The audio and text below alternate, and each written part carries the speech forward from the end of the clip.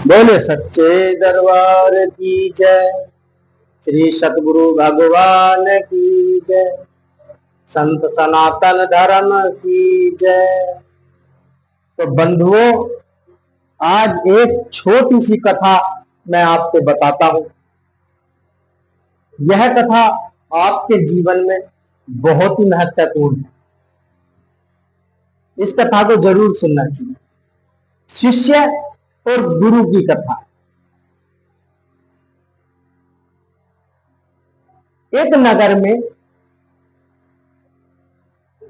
नदी किनारे एक संत भगवान ने अपनी कुटिया को बनाया। संत भगवान ने अपनी कुटिया को बनाया और उस कुटिया में भगवान श्री नारायण का, श्री सत्यनारायण भगवान का भजन करते, अटूट भजन करते। उनका भजन करते देख उस नगर के बड़े बुजुर्ग उनका सत्संग सुनने आया करते। बड़े बुजुर्ग जब उनका सत्संग सुनने आया करते थे तो नई पीढ़ी के, कहते हैं ना कि नई अवस्था, यानी कि जो जवान युवा बच्चे होते हैं, उनको भी लगन लग गए। बोले कि गुरु शरण में चलिए, बहुत अच्छा सत्संग कर। अरे बड़ा आनंद आता है वहां पे, इतना अच्छा सत्संग करते हैं, मन लगता है, बड़ी बड़ी अच्छी बातें बताते हैं। तो भक्तों, एक दिन क्या होता है, एक शिष्य बनने के लिए उनकी शरण में एक युवक जाता है। कहता है कि गुरुदेव, आप मुझे अपना शिष्य धारण करें, आप मुझे अपना शिष्य बना लीजिए। मैंने आपका बड़ा नाम, आप बहुत अच्छा सत्संग करते हैं।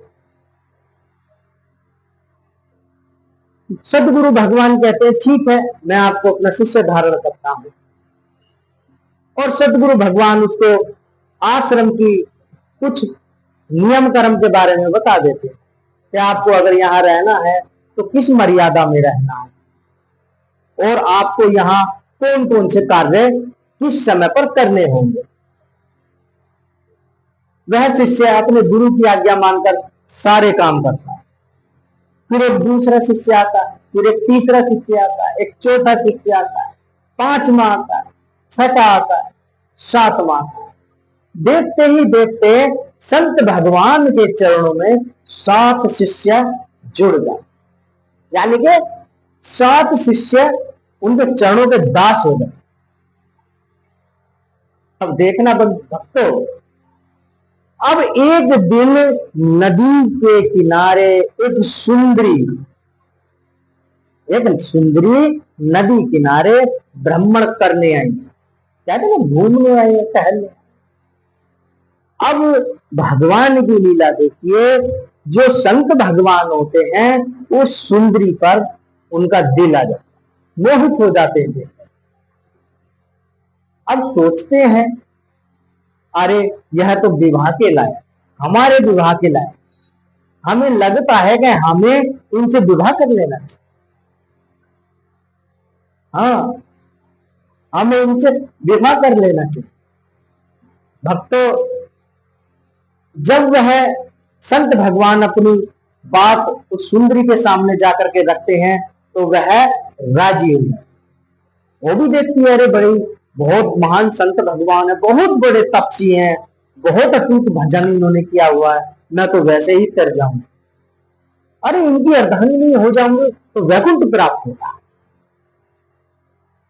अब भक्तों, जब उस विवाह करके आश्रम में यानी कि कुटिया में जब अपनी अर्धांगिनी को लेकर के आते हैं तो अनंत यानी कि जो शिष्य होते हैं बड़ी आलोचना करते, अरे राम राम राम, आपस में चर्चा करते, अरे ये तो बड़ा अनर्थ हो गया, ये तो बड़ा अन्याय हो गया, हमें ऐसी उम्मीद नहीं थी, हमारे गुरुदेव इस प्रकार का कार्य करेंगे। हाँ, राम राम राम, अब यह आश्रम यहां रहने के लायक नहीं है, अब इसको आश्रम को छोड़ दो, दूषित हो गया ये। राम राम। एक शिष्य उनमें से आश्रम छोड़ करके चला गया, धीरे धीरे दूसरा शिष्य भी चला गया, तीसरा भी चला गया। इसी प्रकार से 6 शिष्य आश्रम को छोड़ करके चले जाते। अब एक शिष्य जो सबसे पहले आया था वही रह जाता। अब सतगुरु भगवान पूछते कि चेला राम, सारे शिष्य छोड़ के जा चुके हैं बेटा, तू क्यों नहीं जाता, तू भी चला जा। अब चेलाराम कहते हैं गुरु भगवान सतगुरुदेव, पहले तो मैं आपकी सेवा किया करता। देखिए एक शिष्य की निष्ठा, विश्वास अपने गुरु के प्रति कितनी है, उसे कितना विश्वास अपने गुरु पर। अपने गुरु से कहता है भगवान पहले तो मैं आपकी सेवा किया करता था, लेकिन मैं कितना सौभाग्यशाली हूं कि आपके साथ साथ मैं अपनी गुरु माँ की भी सेवा किया करूंगा, यानी कि मैं अपनी गुरु माँ की भी सेवा किया करूंगा। आश्रम के काम में उनके हाथ बटाया। अब बैकुंठ में बैठे हुए भगवान श्री नारायण इस लीला को देख रहे थे कि एक शिष्य की कितनी सच्ची निष्ठा अपने गुरु के प्रति है, यानी कि गुरु ने कितना गलत किया है उससे कोई लेना देना नहीं है, उसे तो बस अपने गुरु की सेवा करनी है, धर्म कर्म करना है, भजन कमाना है। अपने गुरु की बुराइयों पर वह ध्यान देता ही नहीं। अब बंधुओं, भगवान विष्णु वैकुंठ में देखकर बड़े मगन होते हैं। आहा, अरे देखो तो जरा लक्ष्मी जी, देखो कितना भोलू भगत है, कितना अच्छा शिष्य है, अपने गुरु के प्रति कितनी सच्ची निष्ठा है इसकी। देखना मैं एक दिन इसको वैकुंठ लेके आऊंगा। अच्छा कि हाँ, एक दिन मैं इसको वैकुंठ लेकर के आऊंगा। माता लक्ष्मी जी से कह दे। और गरुड़ जी को आदेश करते हैं कि गरुड़ जी चलिए,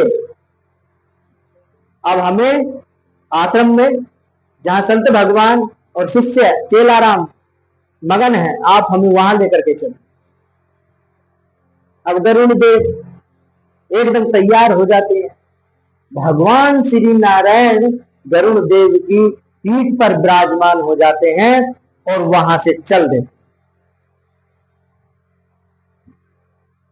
अब चेला राम भगवान के भजन में आंखें बंद करके ली। भगवान श्री सत्यनारायण उस शिष्य के सामने आकर के कहते हैं बेटा आंखें खोल। जब चेलाराम आंखें खोलते हैं तो देखते हैं कि सामने तो साक्षात भगवान श्री नारायण खड़े। उनको दंडवत प्रणाम करके चेला कहते हैं आप तो श्री सत्यनारायण भगवान है ना, आप तो मेरे ठाकुर जी हैं ना, जिनका हम भोग लगाते, जिनकी हम सेवा करते, जिनका हम भजन करते। हाँ भैया, मैं वही हूं और मैं तुमको बैकुंठ ले जाने के लिए आया हूं, चलो जल्दी फटाक से तैयार हो। अरे भगवान, आप मुझे वैकुंठ ले जाने के लिए आए? हाँ भगवान, ऐसा कौन सा कार्य कर दिया है मैंने जो आप मुझे वैकुंठ ले जाने के लिए आए? अरे भोली, मैं तेरी सच्ची आत्मा, अपने गुरु के प्रति तेरी जो सच्ची भक्ति है, जो सच्ची लगन है, जो सच्ची निष्ठा है, मैं उससे बहुत प्रसन्न हूं। इस सृष्टि के रंगमंच पर ऐसे शिष्य कहां होते हैं आजकल, जो अपने गुरु की अनंत बुराइयों को छोड़कर सिर्फ सेवा में लीन है, अच्छाइयों में लीन है। अब फटाक से जल्दी से आप तैयार हो जाओ, आप मेरे साथ चलिए, मैं आपको बैकुंठ ले जाऊंगा। अच्छा, लेकर के ही जाओगे? हाँ, तो मेरे गोविंद आप एक काम कीजिए, आप क्षण मात्र रुकिए और मैं अपने गुरु से आज्ञा लेकर के आ। अरे आप अपने गुरु से आज्ञा लोगे? अरे आपके तो गुरु ने विवाह कर लिया है, बड़ा अनर्थ किया है, आप उनसे आज्ञा मत लो। नहीं भगवान, आप उनसे आज्ञा मत लो, क्यों ना ले? अब चेलाराम भगवान श्री नारायण से सवाल करता है कि भगवान, आप मुझे जो वैकुंठ ले जाने के लिए आए हैं वो किस लिए आए हैं? आप मेरी किस खूबी यानी कि कौन सी अच्छाई पर आए कि आपके मन में जो अपने गुरु के प्रति सच्ची निष्ठा है, इसलिए आए। तो भगवान, मैं उस निष्ठा को, उस विश्वास को कैसे तोड़ सकता? मैं अपने गुरु की आज्ञा के बिना आपके साथ नहीं जाऊंगा। मैं अपने गुरु की आज्ञा के बिना आपके साथ जाऊंगा ही नहीं। भगवान श्री नारायण गरुड़ जी से कहते हैं, अरे भाई ये तो बड़ा मूर्ख है। ठीक है, जा अपने गुरु से पूछ के आ। चेलाराम दौड़े दौड़े कुटिया में जाते हैं और अपने गुरु को प्रणाम करते, कहते हैं, भगवान, सतगुरु भगवान, बाहर अंगना में गोविंद पधारे। अच्छा, हाँ, बाहर आज इस कुटिया के आंगन में भगवान श्री सत्यनारायण पधारे हैं और मुझे वैकुंठ ले जाने के लिए आए। अब मुझे आज्ञा दीजिए, मुझे वैकुंठ जाना है। अब गुरु भगवान उठते हैं, आंखों को मलते हैं और खिड़की को खोलकर कुटिया में से देखते हैं तो बाहर कोई नजर नहीं, बाहर कोई नजर नहीं। सदगुरु भगवान कहते हैं, चेलाराम, मुझे तो बेटा कोई दिखाई नहीं देता। अच्छा, चेलाराम फिर दौड़े दौड़े भगवान श्री नारायण के पास जाते, भगवान, आप मेरे गुरुजी को क्यों नहीं दिखाई दे? अरे तेरे गुरु ने बहुत गलत किया है, हम इसलिए दिखाई नहीं दे। तू जल्दी से फटाक से चल, वरना मैं चला जाऊंगा, लेके नहीं जाऊंगा, फिर तुझे छोड़ जाऊंगा। चेलाराम कहते, तो जाइए, हमें नहीं जाना। आप हमारे गुरु को दर्शन दोगे तभी हम जाएंगे, अन्यथा नहीं जाएंगे। देखिए ईश्वर की लीला, अन्यथा नहीं जाएंगे। ठीक है, चेलाराम से हाँ कर देते हैं कि आप कुटिया में जाइए, अपने गुरु से कहिए। अब गरुड़ भगवान श्री सत्यनारायण जी से कहते हैं कि भगवान, हमने तो आज तक सुना था कि गुरु की कृपा से, गुरु के आशीर्वाद से चेला तरे हैं, भव से पार चेला तर जाते। आज पहली बार जीवन में यह नई लीला होगी कि चेला के सच्चे विश्वास और उसकी निष्ठा के कारण एक गुरु भव से पार उतर गए। यानी कि चेले को, शिष्य को अपने गुरु पर इतना टूट विश्वास है, इतनी सच्ची निष्ठा है कि गुरु भव से पार उतर गए। ये पहली बार होगा, आपस में बात कर। अब चेला राम अपने गुरु से जाकर के कहते हैं कि गुरुदेव, आप एक बार भगवान गोविंद का नाम अपने मन में लीजिए और अपनी दृष्टि को अपने आंगन में डालिए, आपको भगवान जरूर दिखाए। जैसे ही भगवान सदगुरु भगवान गोविंद का नाम अपने मन में लेते हैं, साक्षात उनके दर्शन। भगवान को दंडवत प्रणाम सदगुरु भगवान करते हैं और चेला राम कहते हैं कि जल्दी से बैठो गुरुदेव, अब चलो। अब सदगुरु भगवान की लीला देखिए, कहते हैं कि चेला राम, बेटा तेरी गुरु माता जो है, मैं उससे एक बार आज्ञा लेकर के आता हूं, उसको बता करके आता हूं कि मैं और चेला राम बैकुंठ को जा। अब जैसे ही कुटिया में भगवान सतगुरुदेव भगवान जब प्रवेश होते हैं तो अपनी अर्धांगिनी से कहते हैं कि भगवान, मैं अपने शिष्य के साथ वैकुंठ जा रहा हूं, साथ अपने वाहन के साथ हमारे आंगन में श्री सत्यनारायण भगवान पधारे हैं। अब आप एक काम करना, इस आश्रम का नाम आपको बताना है। इस आश्रम की नींव अब आपके हाथों में सौंप कर जाता है। अब वहां पर वो कहती है कि भाई आप मुझे अकेला क्यों छोड़ करके जा रहे हो, आप मुझे भी अपने साथ ले चलो, मैं यहां अकेली क्या करूं। जय हो। भगवान की लीला।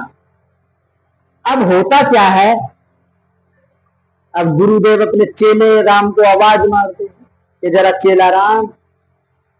चेला दौड़े दौड़े जाते, गुरुदेव गुरुदेव गुरुदेव। चेला राम, हम तो चल ही रहे हैं, आपकी जो गुरु माता है ये भी जिद कर रही है कि हम भी आपके साथ चले। राम राम राम राम, ये तो बड़े सौभाग्य की बात है गुरुदेव, मैं आपकी यहां सेवा करता था, अब मैं आपकी वहां पर सेवा करता, साथ में अब मैं गुरु माता की भी सेवा किया करूंगा वैकुंठ में, ये तो बड़ी अच्छी बात है। अब भगवान श्री नारायण बड़े क्रोधित, अरे लेने तो चेले को आए थे, गुरु भी तैयार हो गए, गुरु माता भी तैयार हो गई कि एक के साथ दो फिरी जा रहे हैं। अब जैसे ही अंदर अंदर से बाहर की ओर को चलते हैं तो चेला राम कूद करके बैठ जाते हैं और भगवान श्री सत्यनारायण जी से कहते हैं कि थोड़ा सा आगे सरक जाइए अपने बांध के, पहले गुरु आएंगे फिर गुरु माता आएंगे। तो भक्तों, शिष्य की सच्ची भक्ति और अपने गुरु के प्रति सच्चा विश्वास और उसकी निष्ठा ही गुरु को ठहरा सकती है, गुरु के नाम को जगत संसार में रोशन कर सकती है। कहते हैं ना, सच्चा शिष्य हो तो अपने गुरु के नाम को चार चांद लगा दे, बुलंदियों पर पहुंचा दे। इसीलिए हमेशा अपने गुरु को प्रणाम कीजिए, उनका आदर भाव कीजिए, हमेशा उनका नाम रोशन कीजिए, उनके बताए हुए मार्ग पर चलिए। जो गुरु कहे वो करो, जो गुरु करे वो कदापि नहीं। यही इस कथा से हमें सीख मिलती है, जो गुरु कहे वह हमें करना चाहिए और जो गुरु करे वो हमें बिल्कुल नहीं करना चाहिए। हमारे जीवन का बस यही मतलब होना चाहिए। और गुरु की माया इतनी बड़ी है कि करता करे न कर सके, गुरु किए सब होए, सात दीप नौ खंड में गुरु से बढ़ाना। गुरु ही एक मात्र एक ऐसे हैं जो भगवान को प्राप्ति का रास्ता बताते हैं, यानी कि हमें भगवत और भगवान की प्राप्ति कैसे होगी उस रास्ते को गुरु ही बताते हैं। याद रखना, हमें अपने गुरु का सदैव सम्मान करना है, गुरु से जुड़ना है, गुरु परंपरा से जुड़ना है। ये नहीं है कि दुख हुआ तो ही गुरु के चरणों में, तो ही गुरु को याद किया जाएगा। आप कहीं भी हो, किसी भी हो, सुख में हो दुख में हो, आप अपने गुरु की याद कीजिए। इसी प्रकार से मैं आपको एक और बात बताता हूं, संत भगवान का कभी निरादर नहीं करना चाहिए। संत भगवान का कभी निरादर नहीं करना चाहिए। अगर आपकी डोली पर, गेट पर कोई संत भगवान आते हैं तो आपको उनका आदर भाव करना, सम्मान देना चाहिए। तो हमें इसीलिए गुरु परंपराओं से जब तक हम जुड़ेंगे नहीं तो जानेंगे कैसे कि गुरु को किस प्रकार से हमें धारण करना है।